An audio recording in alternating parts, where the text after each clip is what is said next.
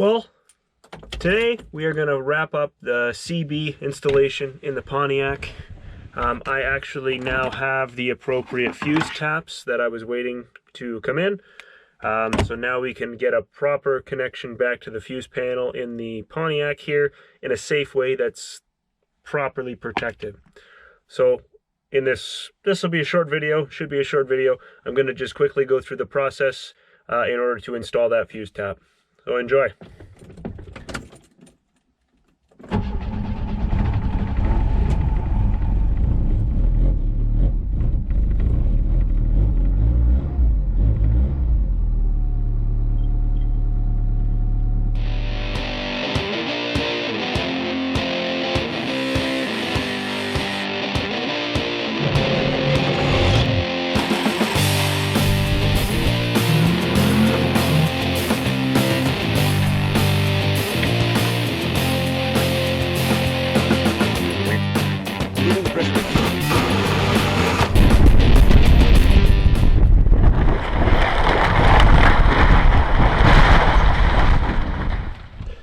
All right, I've got my multimeter here. I've got it set for continuity.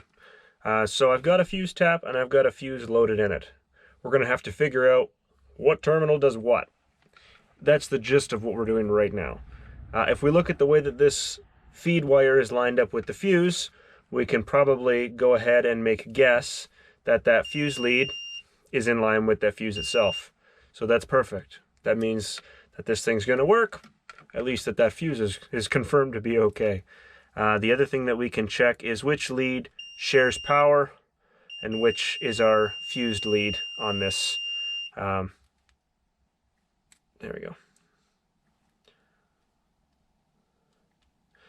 So we know that constant power is on the barb closest to me because everything carries through. The barb closest to the whip is going to be our fused end from, there we go, from our secondary fuse. So what I'm doing is I'm putting this in place of the old radio fuse. So let's climb under the dash and I'll try to explain in detail exactly what I'm talking about. But what was important to figure out is which barb on this fuse holder is considered constant power. And we can find that by figuring out which terminal is connected to both fuse ends. And so far it's the one closest to me opposite this whip. The terminal closer to the whip, that's going to be our fused output for the existing circuit. Let's go down there and have a look. Okay, so now we're looking at the fuse panel under the dash of this car. Whether or not you can read the label, this is the radio fuse. So very crudely, I just modified a spade connector and kind of wedged it in place to power up that CB. What I had done before just jamming that in somewhere, I actually made sure that that side of the fuse was my fused output, which would mean if I was to pull this fuse right out, I should have power from the terminal on the right-hand side. So we can confirm that with the multimeter, and I know you guys aren't really going to be able to see this at the angle you're in right now. I turn the accessory on.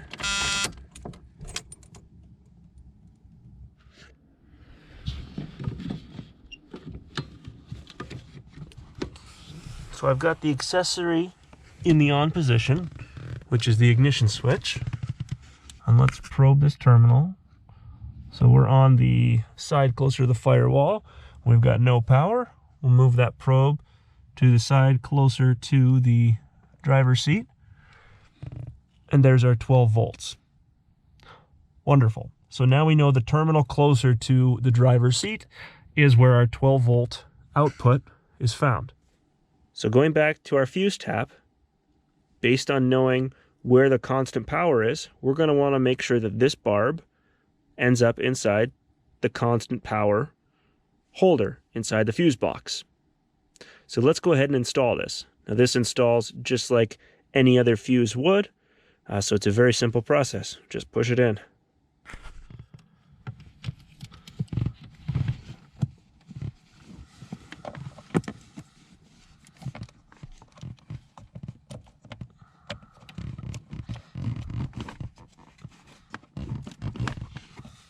it's in. That was easy. So we can now go ahead and reinstall our original factory radio fuse. Okay, that's in. So by cycling the key, which it's still on, we have radio again. Wonderful. So now the power lead from our CB radio has to be put into the crimp connector that is the width from that fuse tap. So let's get some tools ready.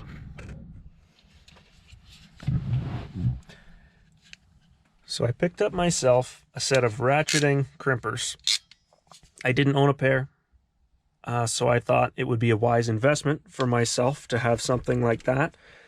This basically allows me to utilize crimp style connectors in different installations. So it comes with an assorted collection of these, which are, for what I'm doing, perfect.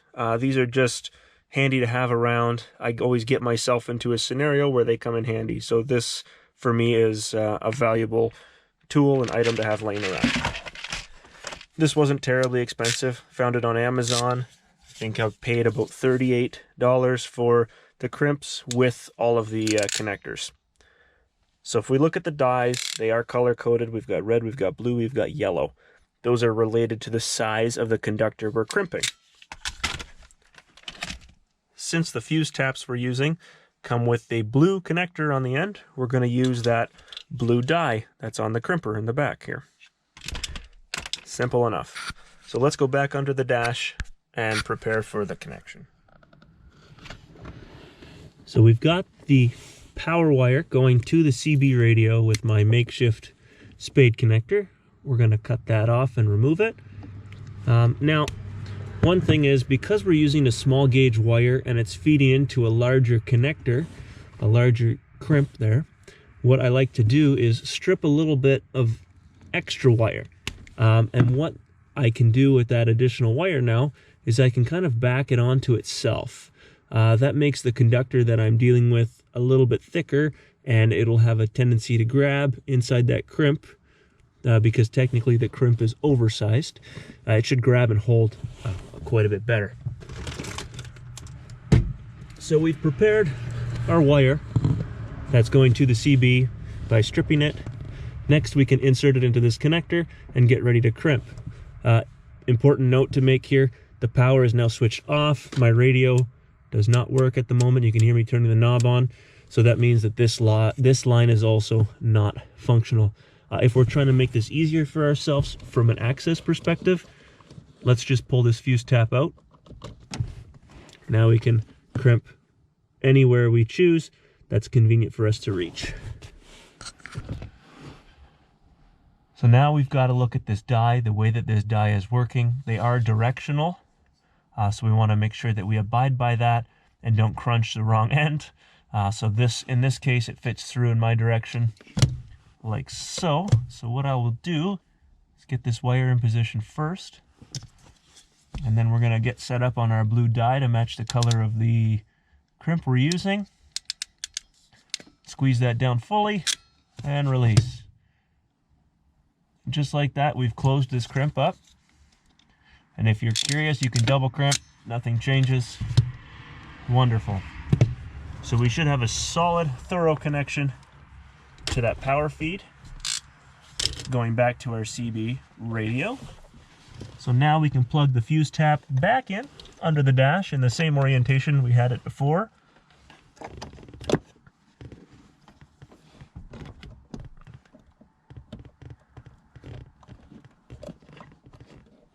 And there we go.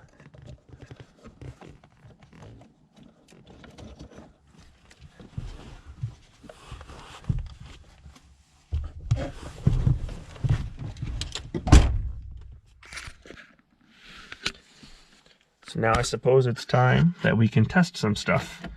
Turn the key on accessory. Radio's working. Let's try this. CB is working.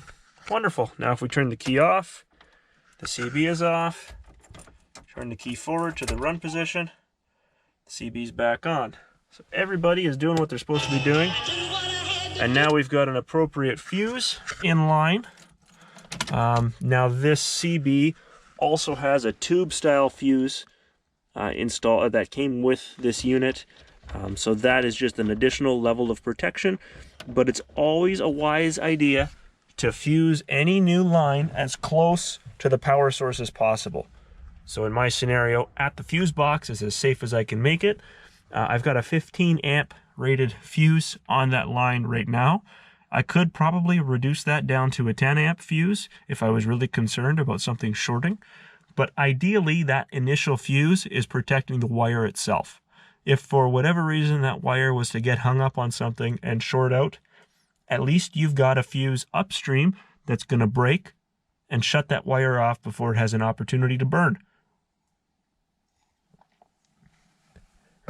I wanted to take this moment to thank everybody for watching. I really do appreciate the views that we get.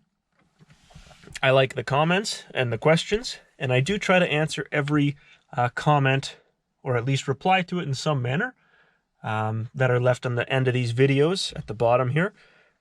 So if you'd like to leave a comment, or you got a question, or you have a suggestion, by all means, feel free.